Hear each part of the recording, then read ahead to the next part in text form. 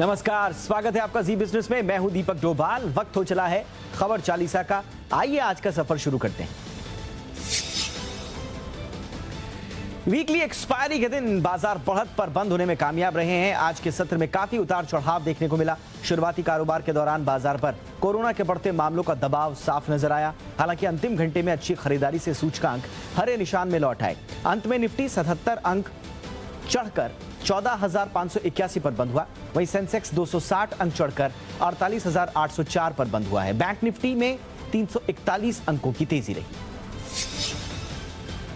आज के कारोबार में बैंकिंग और मेटल शेयरों में अच्छी खरीदारी देखने को मिली। आईटी और फार्मा शेयरों में भी खरीदारी रही। हालांकि ऑटो रियल्टी शेयरों में दबाव रहा।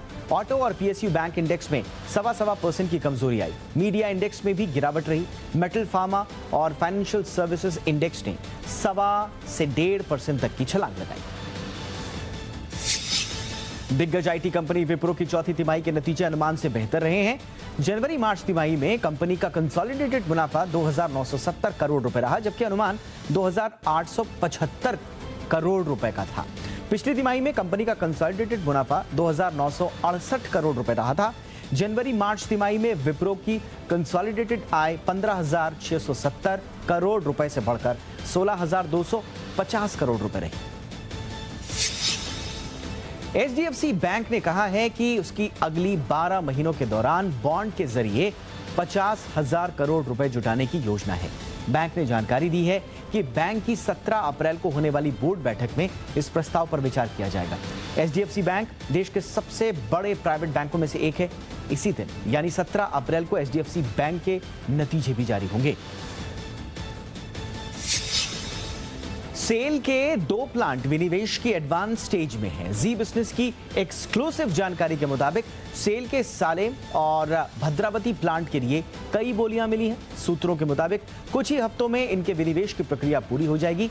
इन्हें अच्छा रिस्पांस भी मिला है और कई निजी कंपनियों ने रुचि दिखाई है। जी बिजनेस एक्सक्लूसिव खबर पर शेयर करीब 2.5% मजबूत होकर बंद हुआ है। पीरामल रिटेल फाइनेंस के कंज्यूमर और यूज्ड कार फाइनेंस में एंट्री करने का ऐलान किया है। कंपनी ने आज ऐलान किया कि अगले 12 महीने में रिटेल सेगमेंट के 4 नए लोन प्रोडक्ट और लॉन्च किए जाएंगे। ये प्रोडक्ट होंगे education loan, 2 wheeler finance, unsecured small business loan और लोन अगेंस्ट शेयर। कंपनी के मुताबिक दीवान हाउसिंग के अधिग्रहण के बाद कंपनी की रिटेल लोन बुक 40% से बढ़ जाएगी और आगे कंपनी डीएचएफएल के ग्राहकों को भी अपने दूसरे लोन प्रोडक्ट ऑफर करेगी।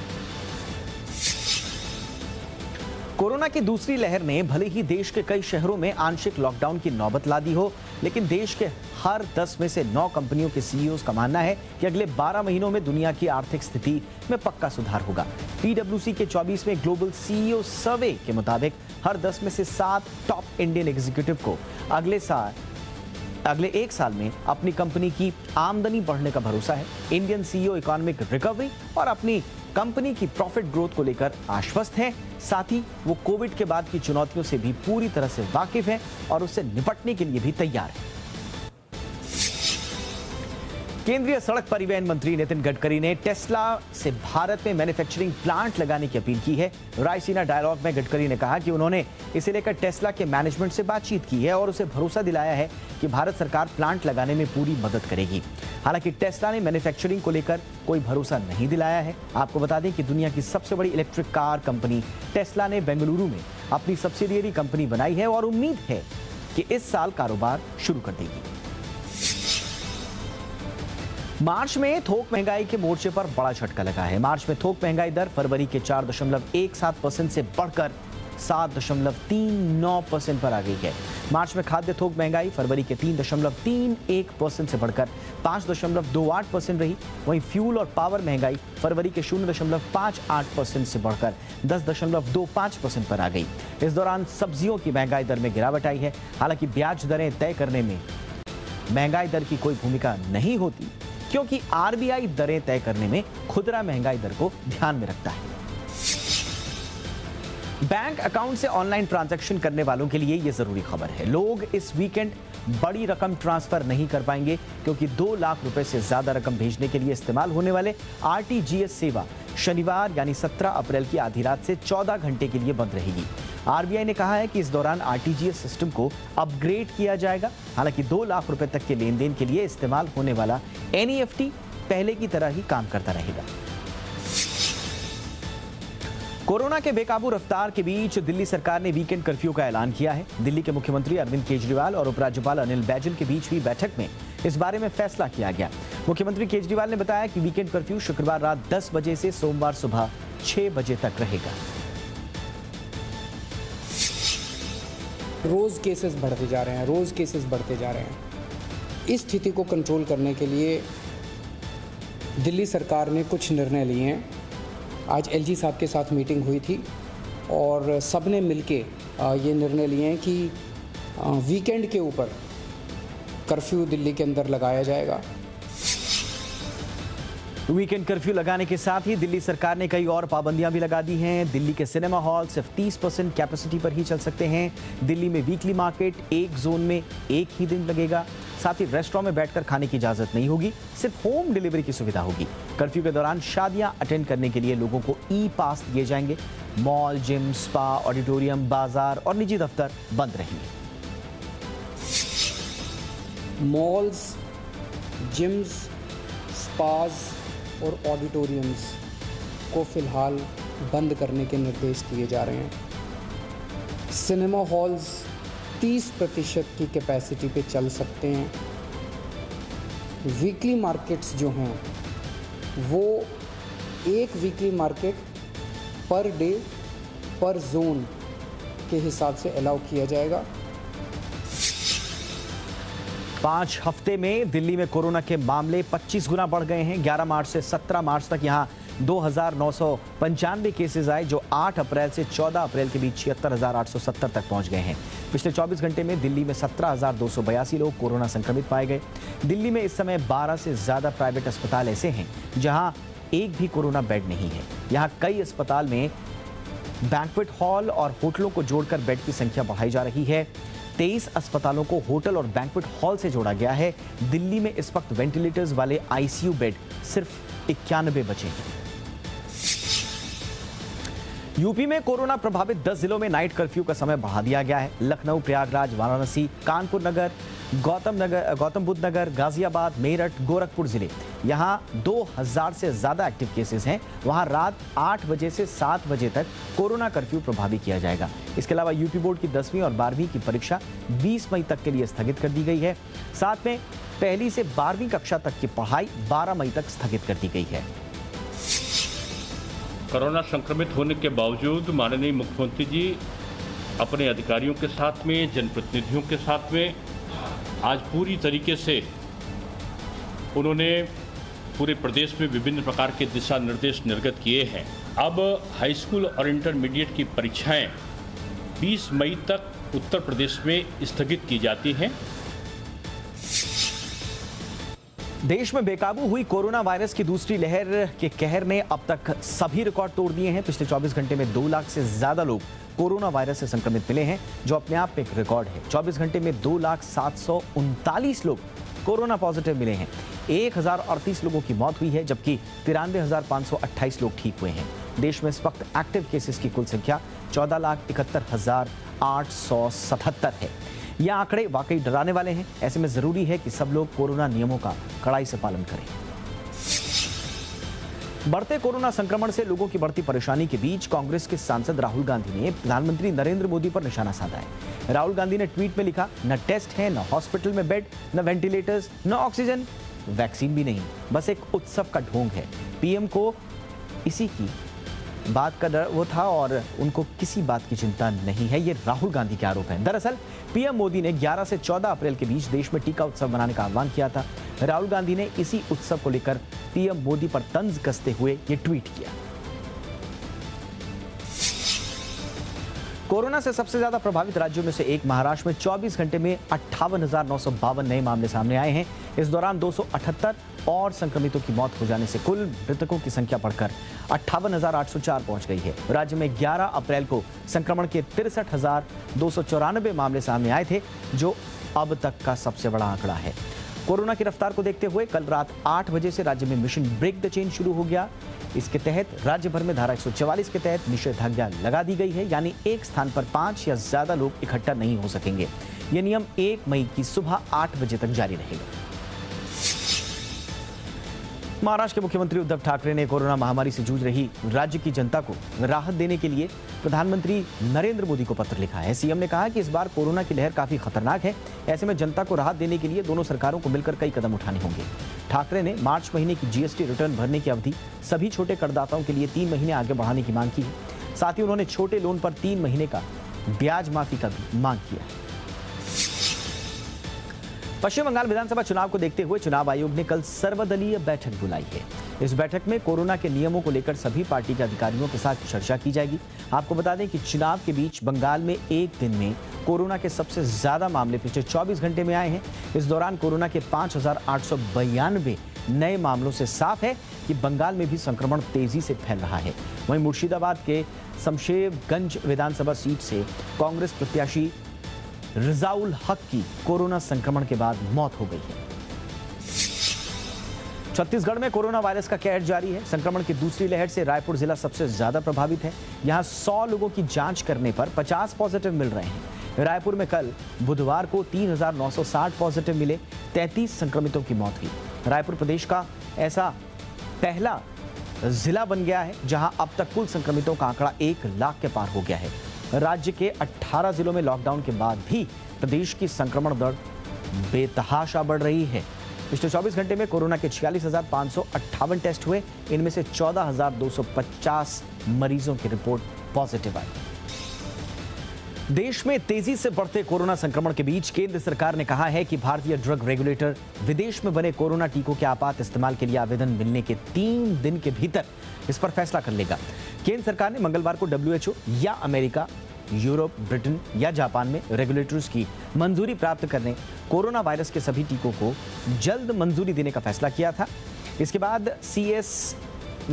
CDSCO ने रेगुलेटरी मंजूरी को लेकर विस्तृत दिशा निर्देश भी जारी कर दिए हैं। त्रिस्तरीय पंचायत चुनाव के पहले चरण में यूपी के 18 जिलों में आज वोट डाले गए। कोरोना संकट के बावजूद मतदाताओं में खासा उत्साह देखने को मिला। सुबह से ही बूथों पर मतदाताओं की लाइनें लगी हैं। सहारनपुर में प्रधान पद के प्रत्याशी भिड़ भी गए, जिसके बाद एक कार में तोड़फोड़ कर दी गई। वहीं महोबा की जैतपुर की ग्राम पंचायत के प्रधान प्रत्याशी समेत 4 लोगों पर जानलेवा हमला हुआ। गोरखपुर में प्रधान पद के प्रत्याशी को गोली मारने का मामला सामने आया है। प्रयागराज में फर्जी मतदान को लेकर भी खूब हंगामा हुआ। 10 राज्यों की 13 विधानसभा और 2 लोकसभा सीटों के लिए उपचुनाव के लिए आज प्रचार थम गया। मतदान से 48 घंटे पहले चुनाव प्रचार थम जाता है। आंध्र प्रदेश की तिरुपति लोकसभा और कर्नाटक में बेलगाम लोकसभा सीटों के साथ ही राजस्थान में 3, कर्नाटक में 2, गुजरात, झारखंड, मध्य प्रदेश, महाराष्ट्र, मिजोरम, ओडिशा, तेलंगाना और उत्तराखंड की 1-1 सीट के लिए मतदान शनिवार को होगा। विधानसभा उपचुनाव की 13 सीटों के लिए कुल 161 उम्मीदवार चुनाव मैदान में हैं। नागालैंड में नोकसेन विधानसभा सीट के लिए एच चुबा चांग निर्विरोध चुन लिए गए हैं। गुजरात के कच्छ में इंडियन कोस्ट गार्ड और गुजरात के आतंकवादी रोधी दस्ते ने अरब सागर से लगी भारतीय समुद्री सीमा के अंदर एक बोट पकड़ी है। इसमें 8 पाकिस्तानी सवार थे। तटरक्षक दल ने 8 पाकिस्तानियों से 30 किलो हेरोइन भी जब्त की है। जानकारी के मुताबिक जब्त की गई हेरोइन की बाजार में कीमत 150 करोड़ रुपए आंकी गई है। गिरफ्तार घुसपैठियों ने पूछताछ में खुद को मछुआरा बताते हुए कहा कि इस ड्रग्स की डिलीवरी कच्छ के जखौ पोर्ट पर की जानी थी। नेशनल पेंशन स्कीम से जुड़ी एक अच्छी खबर है। अब सब्सक्राइबर्स रिटायर होने या 60 साल की उम्र पर एनपीएस अकाउंट से कॉर्पस से 5 लाख रुपए तक की पूंजी बिना किसी एन्युटी निवेश के निकाल पाएंगे। अभी तक यह लिमिट 2 लाख रुपए थी। इसके अलावा अब लोगों को 70 साल की उम्र तक एनपीएस अकाउंट खुलवाने की छूट मिल गई है। एनपीएस निवेश के मैच्योर होने पर कुल रकम का 40% एन्युटी खरीदना जरूरी है, जबकि 60% रकम 60 साल के बाद एक मुश्त निकाल सकते हैं। अर्जुन कपूर फिल्म एक विलन 2 की शूटिंग के लिए गोवा रवाना हो चुके हैं। उनका कहना है कि हाफ गर्लफ्रेंड के बाद वो एक बार फिर से डायरेक्टर मोहित सूरी के साथ काम करने के लिए उत्साहित हैं। इस फिल्म में अर्जुन के अलावा तारा सुतारिया, दिशा पटानी और जॉन अब्राहम भी हैं। ये फिल्म साल 2014 में आई फिल्म एक विलन का सीक्वल है। एक विलन में श्रद्धा कपूर, सिद्धार्थ मल्होत्रा और रितेश देशमुख मुख्य भूमिका में थे। कोरोना काल में हर कोई परेशान है। बॉलीवुड एक्ट्रेस करीना कपूर का कहना है कि उनके दूसरे बच्चे को अभी तक उनकी सास शर्मिला टैगोर नहीं देख पाई हैं, क्योंकि कोरोना महामारी के चलते शर्मिला टैगोर पटौदी पैलेस में हैं और हाल ही में उन्होंने वैक्सीन लगवाई है। इसके चलते वे अभी तक अपने पोते को नहीं देख पाई हैं। साथ ही करीना ने उम्मीद जताई कि शर्मिला टैगोर जल्द ही अपने नवजात पोते से मिलेंगी। आपको बता दें कि करीना कपूर खान ने 21 फरवरी को अपने दूसरे बच्चे को जन्म दिया था। फिलहाल उनके बेटे का अभी नामकरण नहीं हुआ है। प्रियंका चोपड़ा, दीपिका पादुकोण के बाद अब हुमा कुरैशी भी हॉलीवुड डेब्यू करने के लिए तैयार हैं। एक्ट्रेस जैक स्नाइडर की zombie film army of the dead से हॉलीवुड में एंट्री कर रही हैं, जिसका ट्रेलर भी जारी किया जा चुका है। इस फिल्म में हुमा गीता का किरदार निभाने वाली हैं। हुमा कुरैशी के अलावा भी इस साल कई बॉलीवुड एक्टर्स हॉलीवुड फिल्मों में नजर आने वाले हैं। फास्ट एंड फ्यूरियस फ्रेंचाइजी की नई फिल्म फास्ट एंड फ्यूरियस 9 का नया ट्रेलर रिलीज कर दिया गया है। ट्रेलर को अंग्रेजी, हिंदी, तमिल, तेलुगु और मलयालम भाषाओं में रिलीज किया गया है। फिल्म का पहला ट्रेलर बीते साल की शुरुआत में रिलीज किया गया था। इस फिल्म में विन डीजल अपने ही भाई जॉन सीना से टक्कर लेते नजर आएंगे। फास्ट एंड फ्यूरियस 9 फिल्म का डायरेक्शन जस्टिन लिन ने किया है। इसके पहले जस्टिन ने इसी फ्रेंचाइजी की 3, 4, 5 और 6 फिल्म का डायरेक्शन भी किया था। अभिनेता शाहरुख खान इस साल टीवी पर वापसी करने वाले थे। सूत्रों की माने तो वो अपने शो टेड टॉक्स इंडिया नई सोच का तीसरा सीजन इस साल के अंत तक लाना चाहते थे, लेकिन अब ये प्लान रद्द हो गया है। कोरोना महामारी को ध्यान में रखकर शाहरुख की टीम और शो के मेकर्स ने आपसी सहमति से इसे टालने का फैसला किया है। शो से जुड़े करीबी सूत्र बताते हैं कि 2 सक्सेसफुल सीजन के बाद शाहरुख टेड टॉक्स के तीसरे सीजन के लिए जल्द से जल्द टीवी पर लौटना चाहते थे। उनकी टीम 2020 से ही शो की प्लानिंग में जुट गई थी, लेकिन कोरोना महामारी के चलते इसमें देरी हो गई। बुधवार को आईपीएल के छठे मुकाबले में रॉयल चैलेंजर्स बेंगलुरु ने शानदार गेंदबाजी के दम पर सनराइजर्स हैदराबाद को 6 रनों से हरा दिया। आरसीबी ने हैदराबाद के सामने जीत के लिए 150 रन का लक्ष्य रखा था। हैदराबाद की ओर से सबसे ज्यादा 54 रन कप्तान डेविड वार्नर ने बनाए। उनका अर्धशतक टीम के काम नहीं आ सका और उनकी टीम 6 रन से हार गई। वहीं आरसीबी के गेंदबाज शाहबाज ने 2 ओवर में 7 रन देकर 3 विकेट लिए। वहीं आज आईपीएल के मुकाबले में दिल्ली की भिड़ंत राजस्थान से हो रही है। आईपीएल में 3 बार चैंपियन रही धोनी की टीम चेन्नई सुपर किंग्स ने इस बार सीजन की हार से शुरुआत की है। अब शुक्रवार यानी कल पंजाब किंग्स से वो भिड़ेगी। सीएसके बनाम पंजाब किंग्स का ये मुकाबला मुंबई के वानखेड़े स्टेडियम में खेला जाएगा। पंजाब की टीम ने पिछले मुकाबले में जीत दर्ज की थी, जिसकी वजह से वो कॉन्फिडेंट है। पंजाब टीम के कप्तान के राहुल हैं और चेन्नई सुपर किंग्स की कप्तानी एमएस धोनी के हाथ में है। मुंबई इंडियंस के खिलाफ कोलकाता नाइट राइडर्स की हार के बाद शाहरुख खान ने अपनी टीम के प्रदर्शन पर नाराजगी जाहिर की थी। आज कोलकाता नाइट राइडर्स के ऑलराउंडर आंद्रे रसल ने अब अपना रिएक्शन दिया है। आंद्रे रसल ने कहा कि वो टीम के मालिक शाहरुख खान के ट्वीट के समर्थन में है और टीम मुंबई इंडियंस के खिलाफ मिली हार से सीख लेगी। रसल ने कहा, मैं शाहरुख खान के ट्वीट का समर्थन करता हूं, लेकिन अंत में ये क्रिकेट का खेल है, जब तक खत्म नहीं हो जाए आप सुनिश्चित नहीं हो सकते। भारतीय क्रिकेट टीम के कप्तान विराट कोहली को विजडन अल्मैनाक ने बीते दशक का सर्वश्रेष्ठ वनडे क्रिकेटर चुना है, जबकि इंग्लैंड के ऑलराउंडर बेन स्टोक्स को लगातार दूसरे साल वर्ष का सर्वश्रेष्ठ क्रिकेटर चुना गया है। साथ ही महान भारतीय क्रिकेटर सचिन तेंदुलकर और कपिल देव को भी बड़ा सम्मान मिला है। सचिन को 90 के दशक का सर्वश्रेष्ठ क्रिकेटर चुना गया है और कपिल देव को 80 के दशक का सर्वश्रेष्ठ क्रिकेटर चुना गया है। पाकिस्तान क्रिकेट टीम के कप्तान बाबर आजम आईसीसी की ओडीआई रैंकिंग में टॉप पर पहुंच गए हैं। उन्होंने टीम इंडिया के कप्तान विराट कोहली को पछाड़कर यह स्थान हासिल किया। विराट कोहली 3 साल से ज्यादा वक्त तक बल्लेबाजी की रैंकिंग में शीर्ष पर कायम रहे थे। आपको बता दें कि Babar Azam ICC one day ranking के टॉप पर पहुंचने वाले पाकिस्तान के चौथे बल्लेबाज हैं। उनसे पहले जहीर अब्बास, जावेद मियांदाद, मोहम्मद यूसुफ नंबर 1 बल्लेबाज रह चुके हैं। लंदन बेस्ड एक्सपर्ट्स के मुताबिक कोरोना वायरस क्लोरीन मिक्स्ड पानी में सिर्फ 30 सेकंड ही सर्वाइव कर पाता है। इसका मतलब साफ है कि क्लोरीन मिक्स्ड पानी वाले स्विमिंग पूल में नहाना पूरी तरह से सुरक्षित है। इंग्लैंड के वाटर बेबीज और रॉयल लाइफ सेविंग सोसाइटी ने मिलकर इस शोध को अंजाम दिया।